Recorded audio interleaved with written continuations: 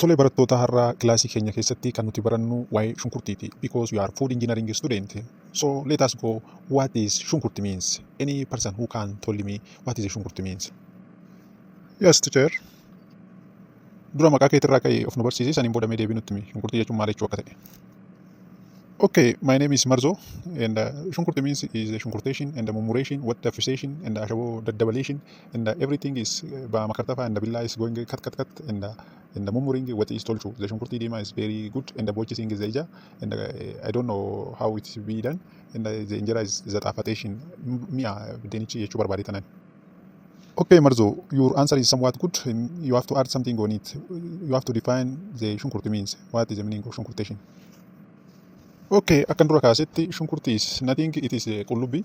When we say is qullubbii, it fayyadamu for tolching is wati. Wati means is itto. When we say is itto is going to be cooked on the abidda. The abidda is making is the cook, and then we go to the abidda capsization and the shunkurti murmuration, and the shunkurti is going to tolchu the wati is the dima.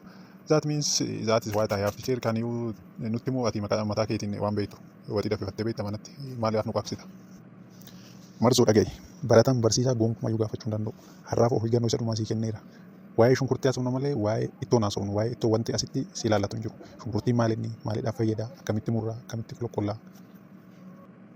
Kanarraa kan hafe yaada tokko nan kaasa jettee kilaasii koo keessa lammaffaan argamtu. Har'aa booda rifeensa kana sirreessitee dhufuu qabda. Yookaan kichinii keessa seentee ittoo tolchuu hin dandeessu. Lammaffaa hin dhaabbatta taanaan eeffisitti kennee si ari'aasi. Tole barsiisaa eega callisii jettee anuyyuu nan callisaa. Anaaf hin rakkatiin shunkurtiin na boochise effiin natti kennisiisa. Si maaltu si rakkisa?